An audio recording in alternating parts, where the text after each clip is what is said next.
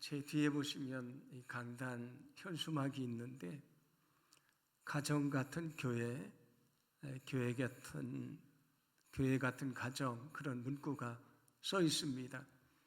이 강단 현수막을 할 때 어떤 문구를 쓸까 생각하는 중에 여기 쓰여진 이 문구가 우리 교회의 비전을 잘 품고 있다고 생각을 해서 이 문구를 쓰게 됐습니다. 교회와 가정은 닮은 것이 많이 있습니다. 가정에 아버지가 있는 것처럼 교회는 어떤 것입니까? 하나님을 아버지로 섬기는 믿음의 공동체입니다. 가정에 형제와 자매가 있는 것처럼 교회는 하나님의 자녀가 된 사람들이 서로 형제요 자매가 된 곳입니다. 그래서 우리가 서로를 형제요 자매라고 그렇게 부릅니다. 그리고 가정에는 어머니가 있지 않습니까? 그런데 기독교는 전통적으로 오랜 동안 성령을 어머니의 이미지로 해석을 했습니다. 우리 안에 계시고 우리를 위로하시고 용기를 주시는 그 성령님을 어머니로 이해를 했습니다. 이처럼 교회와 가정은 비슷한 것이 많이 있습니다. 그래서 소망하기는 우리 교회가 가정처럼 하나님을 아버지로 잘 섬기는 그런 믿음의 공동체가 되기를 간절히 원합니다. 그리고 우리가 형제 자매처럼 정말 진실로 사랑하는 그런 믿음의 공동체가 되기를 또한 간절히 소망합니다. 성경에서 성령은 하나 되게 하시는 분이라고 말씀해 주셨는데 우리가 서로 다르지만 다름을 인정하고 존중해 주면서 협력하고 그리고 주님의 사명을 감당하는 그런 교회가 될 수 있도록 주님께서 인도해 주실 줄로 믿습니다. 우리의 가정도 역시 마찬가지입니다. 하나님을 아버지로 섬기는 가정, 형제 자매들이 또 부모와 자녀들이 함께 사랑하며 화목한 가정, 하나님이 원하시는 믿음의 가문을 세워가는 그런 가정들이 되기를 간절히 소망합니다. 여기 쓰여 있는 가정 같은 교회, 교회 같은 가정이 하나의 슬로건이 아니고요. 정말 그런 가정, 그런 교회를 세워갈 수 있도록 주님이 우리를 축복해 주실 줄로 믿습니다. 가정과 교회는 닮은 것이 많다고 말씀을 드렸는데 그래서 성경을 보시면 교회를 가정에 대비를 해서 말씀하시는 것이 많이 있습니다. 오늘 우리가 봉독한 말씀도 그 말씀 중에 하나인데 이 말씀은 어떤 말씀이냐면 하늘에서 들리는 찬양입니다. 찬양인데 어떻게 찬양하냐면 오늘 7절과 8절인데 함께 봉독합니다. 우리가 즐거워하고 크게 기뻐하며 그에게 영광을 돌리세. 어린 양의 혼인 기약이 이르렀고 그의 아내가 자신을 준비하였으므로 그에게 빛나고 깨끗한 세마포 옷을 입도록 허락하셨으니 이 세마포 옷은 성도들의 옳은 행실이로다 하더라. 아멘. 어린 양의 혼인잔치가 가까워졌다라고 얘기를 합니다. 이 어린 양은 누구를 말합니까? 마치 유월절 어린 양처럼 저 십자가에 달려 죽으신 예수 그리스도를 말합니다. 예수 그리스도가 신랑이 되시는데 결혼을 하려면 신부가 있어야 되지 않습니까? 오늘 신부를 성경은 뭐라고 말하냐면 그의 아내는 빛나고 깨끗한 세마포 옷을 입었다고 말합니다. 그런데 그 세마포 옷이 무엇입니까? 성도들의 옳은 행실이라고 이야기를 합니다. 그러니까 오늘 이 말씀에서 세마포 옷을 입은 그 사람은 성도들을 말합니다. 성도들이 모여있는 곳이 어디입니까? 교회입니다. 그래서 오늘 이 말씀은 예수 그리스도는 신랑이 되시고 교회는 그의 신부가 된다는 것을 보여주시는 그런 말씀이 됩니다. 이처럼 예수 그리스도 신랑이 되시고 교회는 그 신랑 되신 예수님이 다시 오실 것인데 그 예수님을 기다리는 믿음의 공동체입니다. 그래서 교회를 또 뭐라고 말하냐면 기다림의 공동체라고 말합니다. 교회는 다시 오시는 신랑 되신 예수님을 기다리고 준비하는 믿음의 공동체입니다. 그런데 여기 교회를 신부라고 말씀하시는 것은 매우 중요한 의미가 있습니다. 신부가 결혼을 해서 아이를 낳습니다. 그러면 뭐가 되지요? 어머니가 됩니다. 그리고 아이를 잘 양육하고요. 그 아이가 스스로 자신의 인생을 책임지며 살아가는 성인이 되도록 잘 도와주지 않습니까? 그게 어머니가 하는 역할입니다. 그래서 오늘 이 말씀을 바탕으로 해서 기독교는 오랜 동안 교회를 무엇으로 이해를 했냐면 신부, 곧 어머니로 이해를 했습니다. 여러분, 교회는 어머니와 같다는 것을 기억하시기를 바랍니다. 그래서 기독교의 오랜 전통 속에서도 교회를 어머니로 많은 사람들이 얘기를 했습니다. 키프리안이라고 하는 초대교회의 유명한 감독이 있는데 그는 이렇게 말했습니다. 당신의 교회를 어머니로 삼지 않으면 하나님을 아버지로 삼을 수가 없습니다. 하나님이 아버지라면 교회는 어머니입니다. 왜냐하면 당신이 교회를 통해서 믿음을 갖게 됐고 믿음이 자라고 주님의 제자가 됐기 때문입니다라고 말합니다. 그리고 우리가 알고 있는 성 어거스틴도 이렇게 말합니다. 교회는 그리스도의 신부이며 성도에게는 어머니다. 교회는 어머니라고 말합니다. 종교개혁자였던 존 칼빈도 이렇게 말하는데 제가 소개를 해드리면 하나님은 교회를 통해서 자신의 아들들을 모으기 원하시는데 그들이 젖먹이와 어린아이일 때 교회의 도움과 사역으로 양육될 뿐 아니라 성숙하여 결국 신앙의 목표에 이를 때까지 어머니와 같은 교회의 보살핌을 받을 것입니다라고 얘기를 합니다. 자, 교회를 뭐라고 말합니까? 어머니 같은 교회다, 그렇게 얘기합니다. 우리가 처음 예수님을 믿으면 그 믿음이 어린아이 같지 않습니까? 그런데 그 어린아이 같은 믿음이 자라서 성숙한 신앙인이 되게 하는데 그것은 어머니가 아이를 낳아서 성인으로 잘 양육하는 것과도 같은 것이다. 그래서 교회는 어머니 같은 곳이라고 얘기를 합니다.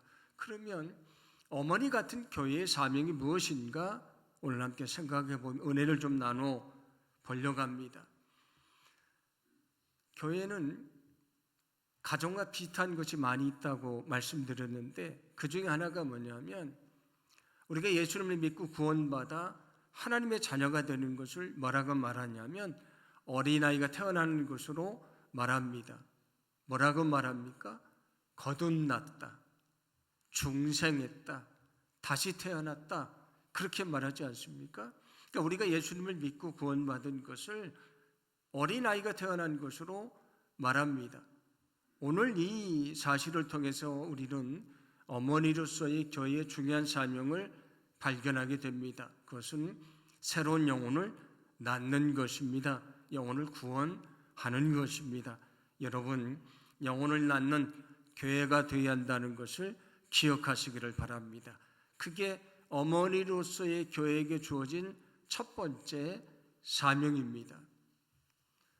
고린도 교회는 바울이 개척을 해서 성장한 교회인데 그는 그 교회에 대해서 이렇게 말합니다. 고린도전서 4장 15절인데 함께 봉독합니다. 그리스도 안에서 일만 스승이 있으되 아버지는 많지 아니하니 그리스도 예수 안에서 내가 복음으로써 너희를 낳았음이라. 아멘. 바울이 고린도에 가서 복음을 전하고 사람들이 예수님을 믿어서 그 예수님을 믿은 사람들이 모여서 교회가 세워졌는데 그게 고린도 교회입니다. 그런데 그 교회에 대해서 그가 뭐라고 말합니까? 내가 복음으로 너희를 낳았다. 그렇게 얘기를 합니다. 우리가 복음을 전해서 어떤 사람이 예수를 믿고 구원받아 하나님의 자녀가 된 것은 무엇과 같다는 말씀입니까? 그것은 영적인 자녀를 낳는 것과 같은 것이다. 그런 얘기입니다. 그래서 바울은 다른 곳에서도 자기가 복음을 전해서 믿음의 사역자가 됐던 사람들이 있는데 그들을 뭐라고 말하냐면 자기의 아들이라고 얘기를 합니다. 디모데도 그렇게 말하고요. 디도도 나의 아들이라고 말합니다. 빌레몬서를 보면 오네시모도 자기 아들이라고 얘기를 합니다. 왜 아들이라고 말하냐면 자신의 복음을 전해서 그가 예수를 믿고 거듭났기 때문입니다. 새롭게 태어나서 자신의 아들이다라고 얘기를 합니다. 우리가 영혼을 구원해내는 것은 새로운 영혼을 낳는 것임을 결코 잊지 않기를 간절히 소망합니다. 그게 어머니 교회에게 주어진 사명입니다. 우리에게 주어진 이 귀한 사명 결코 잊지 않기를 간절히 원합니다. 그래서 이 복음이 이 교회 안에서 선포되는 것이 아니고 세상에 가서 선포되어야 됩니다. 여러분들이 세상에 나가서 사람들을 만나고 그들을 섬겨주고 사랑해주고 또 그들에게 주님의 말씀을 전하기를 간절히 원합니다. 그래서 그 영혼이 마음의 문이 열리고 예수님을 영접하고 구원받으면 새로운 영혼을 낳는 것입니다. 그럴 때에 우리 교회가 주님이 원하시는 어머니로서의 교회, 영혼을 낳는 능력 있는 교회가 될 줄로 믿습니다. 우리가 이를 위해서 기도하고 애쓰고 수고할 때에 영혼을 낳게 되는 어머니로서의 그 사명을 감당하는 그런 귀한 교회가 될 수 있도록 주님이 인도해 주실 줄로 믿습니다. 이제 어머니가 아이를 낳습니다. 그때 어머니가 그런 생각을 하지 않습니까?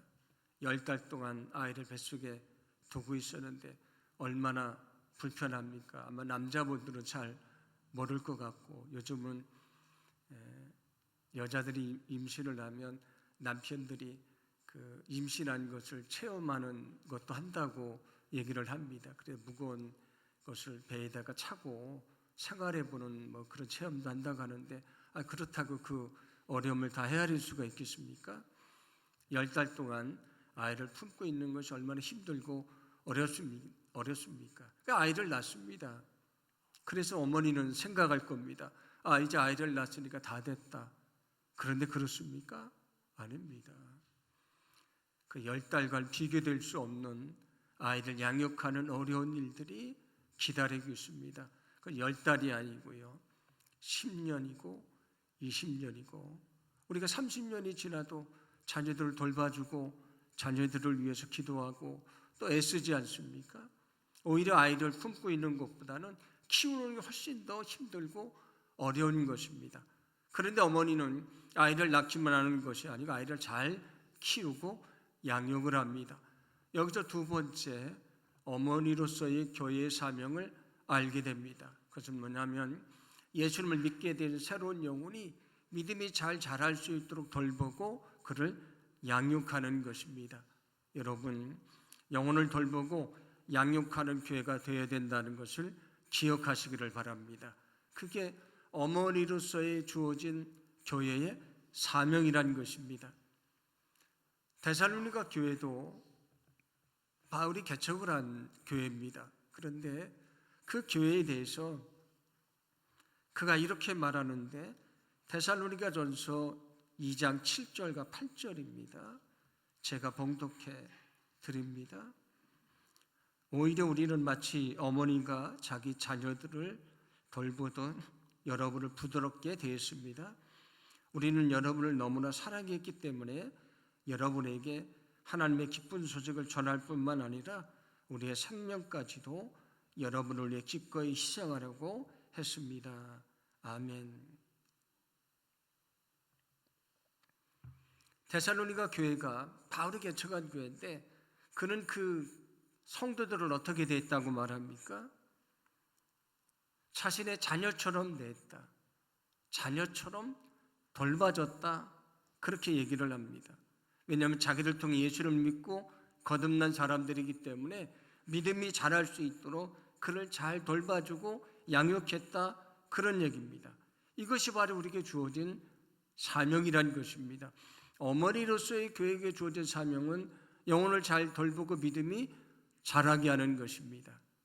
그런데 제가 전에도 말씀드렸던 것처럼 믿음은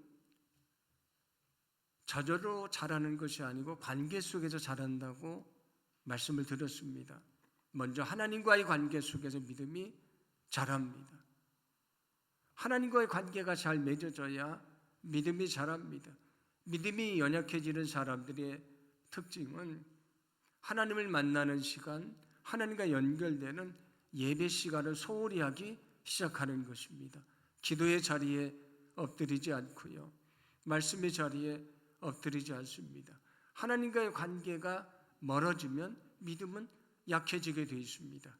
그래서 혹시 여러분 주변에 믿음이 연약한 자가 있다면 그를 위해서 기도해 주고요, 가서 격려해 주고 용기를 주고 그가 하나님과 믿음의 관계를 잘 맺을 수 있도록 그렇게 인도해 주시기를 간절히 소망합니다. 그게 교회에게 주어진 중요한 사명이란 것입니다. 또 하나는 우리는 교회라는 공동체로 부름받았으니까 이 안에서 관계를 맺고 함께 신앙생활을 한다고 말씀을 드렸습니다. 그래서 그 관계가 매우 중요합니다.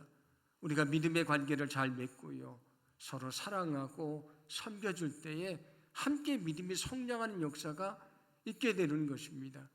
그러므로 소망하기는 주님이 우리에게 말씀하셨던 것처럼 너희는 그리스도의 몸인 교회를 이루는 지체들인데 서로 하나가 되라, 협력해라, 서로를 도와줘라, 돌봐줘라 말씀했던 것처럼 그런 믿음의 관계를 통해서 함께 믿음이 성장하는 그런 귀한 역사가 있기를 간절히 소망합니다. 어머니로서의 교회의 두 번째 사명은 새롭게 태어난 영혼이 자랄 수 있도록 돌보고 양육하는 것이라고 말씀을 드렸습니다. 우리가 서로를 위해 더 많이 기도하고 서로를 더 많이 섬겨주면서 우리 교회가 함께 믿음이 성장하는 그런 믿음의 공동체가 되기를 간절히 원합니다. 어머니가 아이를 낳습니다. 아이를 잘 키웠습니다. 그런데 때가 되면 어떻게 됩니까? 그 아이를 떠나 보내야 됩니다. 성경에도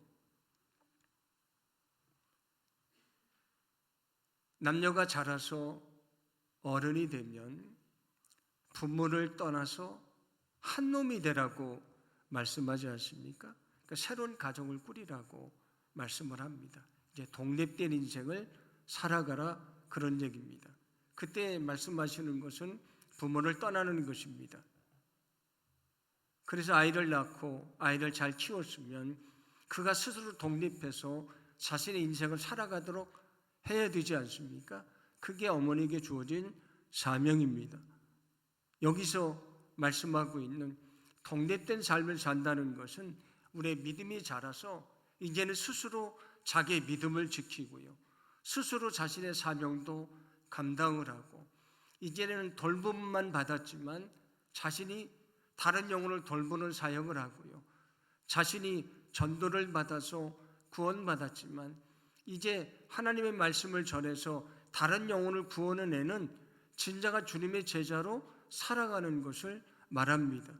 여기 세 번째, 어머니 교회로서의 사명이 있습니다. 그것은 진정한 주님의 제자를 세우는 것입니다. 여러분, 주님의 제자를 세우는 교회가 되어야 된다는 것을 기억하시기를 바랍니다. 그래서 예수님의 마지막 명령은 무엇입니까? 너희는 세상에 나가서 복음을 전하고 제자를 삼으라고 하는 말씀이지 않습니까? 에베소 4장 13절도 이렇게 말씀을 합니다. 함께 봉독합니다.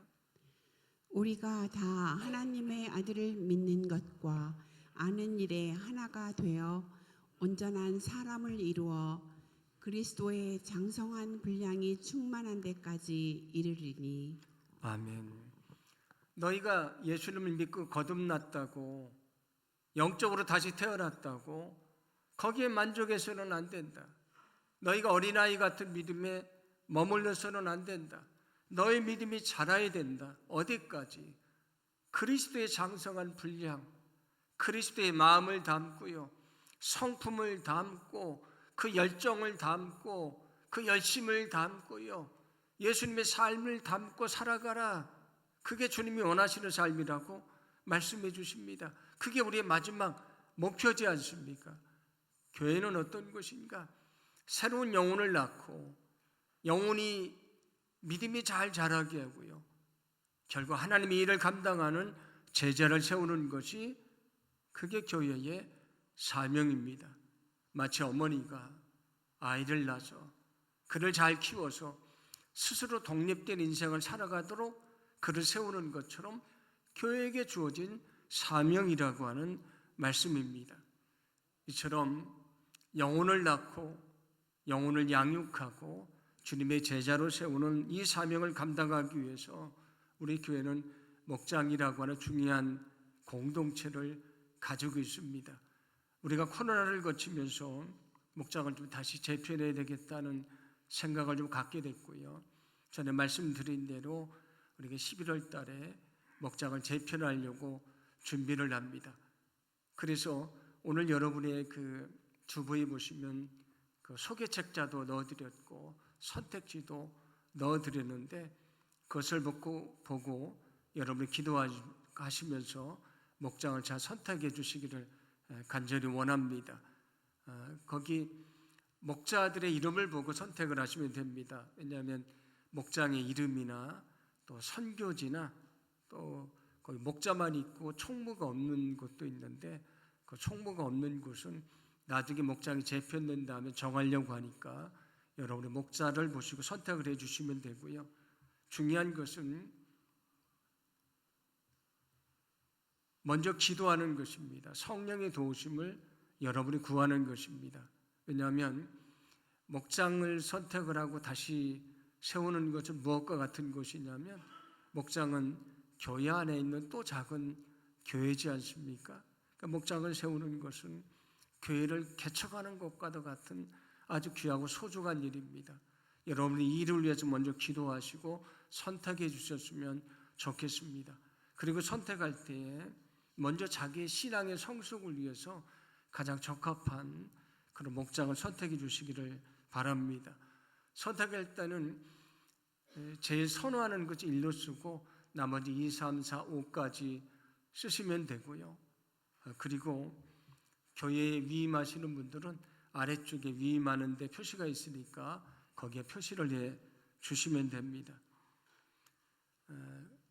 오늘 그 소개책자에 그 목자들의 거주지하고 연령도 표시를 했으니까 그런 것들을 여러분이 참고를 해서 신청을 해 주시면 감사하겠고요. 목장은 부부가 같이 선택하는 것이 원칙이지만, 만약에 특별한 이유가 있으면 따로 선택할 수도 있지만 부부가 같이 선택하는 것이 원칙이라는 것을 좀 기억해 주시면 감사하겠습니다. 이번에 특별한 것은 30대, 40대에 있는 분들을 묶어서 목장을 좀 세우려고 좀 준비를 했습니다. 좀 30대, 40대에 있는 그 우리 청년층에 있는 분들의 신앙생활이 많이 어려움이 좀 있습니다. 육아와 또 직장일과 또 신앙생활까지 여러 가지 힘들고 어려운 부분이 많이 있는데, 이분들을 모아서 더 열심을 좀 내보려고 하니까 여러분들이 30대, 40대에 속하는 분들은 그 목장에 선택해 주시면 감사하겠고요. 또 젊은이 교회에 속해 있는 목장도 하나가 있고 장년 목장에도 3개가 있으니까 여러분들이 잘 선택해 주시면 감사하겠습니다. 특히 3040 세대라고 하는데, 거기 이제 자녀들이 있는데 이 자녀들이 다 유치부, 그 다음에 초동부, 또 중고등부 이런 다 자녀들입니다. 그래서 3040 세대를 통해서 우리 교회학교 부흥도 가져올 수 있으니까 여러분들이 기도해 주시고 또 함께 해 주시면 감사하겠습니다. 일지망목도 오지망까지 하지만 또 한쪽이 너무 많고 다른 쪽이 적으면 저희가 좀 조정을 합니다. 그래서 나는 일지망을 이곳에 했는데 왜 삼지망, 사지망에 나를 갖다 놨나 또 마음이 섭섭하다고 생각하실 수도 있지만 우리 교회의 전체적인 목장의 성장을 위해서 가장 좋은 선택을 주셨다고 생각을 하시고 여러분들이 다 이해하시고 받아주셨으면 감사하겠습니다. 목장을 선택하지 않으시는 분들은 특별한 선택할 목장이 없는 것으로 알고 저희가 정해 드리려고 하고요. 또 어떤 분들은 나는 여러 가지 사정으로 목장 모임에 참여하기 어려운데 어떻게 합니까? 그런 분도 있는데 그래도 여러분이 선택을 하셔야 됩니다. 왜냐하면 교회는 어떻게든지 서로 연결되어 있어야 되는 공동체이고요. 지금은 상황이 그렇지만 또 함께 할 수 있는 기회를 주님이 주시기 때문입니다. 그래서 다 목장을 선택해서 이 목장 재편을 통해서 오늘 말씀을 나누었던 영혼을 낳고 그리고 그 믿음이 성장하고 주님의 제자가 되는 그 사명을 감당하는 교회가 될 수 있도록 여러분이 함께해 주시기를 간절히 소망합니다. 교회는 뭐와 같다고 말씀드렸습니까? 어머니와 같다고 말씀드렸습니다. 여러분들도 다른 분에게 자기가 첫 신앙을 시작했던 교회, 믿음이 자란 교회를 뭐라고 소개를 합니까? 모교회라고 그렇게 소개를 하지 않습니까? 근데 이것은 우리나라만이 아니고 서양 사람들도 자기가 자란 교회를 모교회라고 얘기를 합니다. 그 믿음이 자랄 수 있도록 밭이 되어주고 토양이 되어준 그런 교회이기 때문입니다.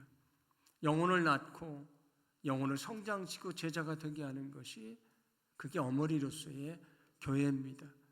저도 제가 고등학교 1학년 겨울방학 때부터 저희 시골교회를 다니기 시작을 했는데 뭐 교회를 얼마 다니지 않고 제가 이제 신학교에 입학을 하게 됐습니다. 정말 아무것도 모르는 사람이 신학교에 들어갔는데 거기 있는 작은 게 성도님들이 정말 기도를 많이 해 주셨습니다. 제가 군대 가기 전에도 그 시골까지 내려와서 그 교회에서 또 봉사도 했고요. 또 제가 신학교 4학년 올라가기 전에 거기 목사님이 저한테 전화를 하셨습니다. 이제 졸업을 하면 목회를 나가야 되는데 우리 장로님들하고 얘기를 했는데 우리 시골교회를 내려와서 1년 동안 전도사로 사역을 하면 그때 내가 은퇴를 하는데 은퇴할 때 우리 교회 새로운 목사님을 초빙하면 우리가 이 전도사를 새로운 목회지로 내보내기로 했다고 그렇게 교회에서 결정을 했다고 말씀해 주셨습니다. 신학생들이 졸업할 때가 되면 제일 걱정하는 게 어디로 목회를 나가지 그런 걱정인데 저는 그런 걱정을 한 번도 하지를 않았습니다. 왜냐하면 제가 신학교도 졸업하기 한 1년 전에 교회에서 새로운 분을 모시면 저를 목회를 내보내기로 교인들이 다 결정을 했습니다. 그래서 그 시골 교회에 제가 전도사로 신학교 4학년 때 부임을 했는데 그 작은 교회인데 1년 동안 저한테 등록금도 다 해주셨고요. 전도사가 되면 양복도 입어야 되니까 가서 양복도 맞춰줬고요. 그것만이 아니고 목회를 나가려고 하면 결혼을 해야 되니까 선돌 여자까지도 장로님이 준비를 해 놓으셨더라고요. 제가 제가 만나는 사람이 있어서 그거는 좀 어렵다고 그래서 그 목사님 은퇴하시면서 담임 목사님을 모셔올 때에 그 작은 교회로 제가 목회를 나가서 목회를 하게 됐습니다. 생각해 보면 그 작은 시골교회 한 50명 모이는 작은 교회인데 거기에 성도님들이 기도해 주시고 사랑해 주셔서 제가 지금까지 목회를 하고 있다는 생각을 많이 갖게 됩니다. 제가 힘이 있고 능력이 있어서 그런 것이 아니고 그 교회가 저를 잘 키워주시고 저를 잘 돌봐주시고 양육해 주셔서 내가 지금 사역자 길을 가고 있다는 감사한 마음이 들 때가 많이 있습니다. 우리의 믿음은 혼자 자라지 않습니다. 그를 위해서 기도해주고 그를 돌봐줬던 믿음의 공동체가 있었기 때문에 우리 믿음이 자라는 것입니다. 어머니로서의 교회라고 말씀드렸는데 우리 교회가 영혼을 낳고 영혼을 돌보고 그리고 주님의 제자로 삼는 이 귀한 사명을 감당할 수 있도록 여러분이 기도해 주시고요. 이 일을 위해서 우리가 목장을 다시 재편성하는데 위에서도 기도해 주시고 협조해 주시기를 간절히 소망합니다.